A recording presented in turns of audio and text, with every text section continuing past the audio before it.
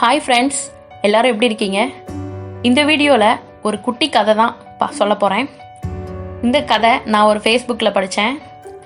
நீங்களும் கேட்டுட்டு எப்படி இருக்குன்னு சொல்லுங்கள், கமெண்ட் பண்ணுங்கள்.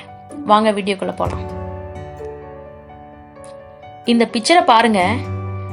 இந்த பிக்சரில் அந்த பாறைக்கு இடையில ஒரு பாம்பு இருக்குது அப்படின்றது அந்த பையனுக்கும் தெரியாது.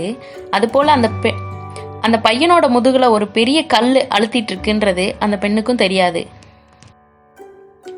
அப்படி இருக்கும்போது அந்த பெண் என்ன யோசிக்கிறான்னா, நான் கீழே விழப்போறேன், என்னைய பாம்பு கடிச்சதுனால என்னால் மேலே ஏறவும் முடியாது, ஆனால் இவனுக்கு என்ன நல்லா தானே இருக்கான், அவனோட வலிமையை வச்சு என்னை மேலே தூக்கலாம் தானே அப்படின்னு அந்த பெண் யோசிக்கிறாங்க.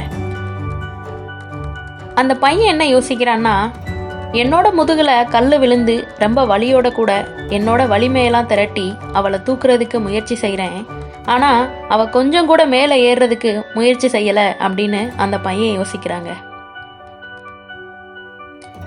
இந்த கதையிலிருந்து எப்போதுமே உங்களால் மற்றவங்களோட பிரச்சனைகளையும் மன அழுத்தங்களையும் பார்க்க முடியாது, உணரவும் முடியாது.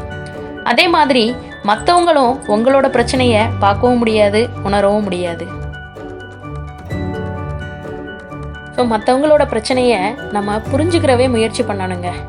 நம்மளும் சரி, நம்ம பார்க்குற ஒவ்வொருத்தருமே ஒரு பிரச்சனையோட போராடிட்டு தாங்க இருக்காங்க. அவ்வளோதாங்க இந்த குட்டி கதை.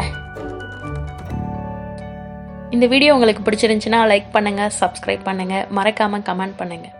Thank you friends.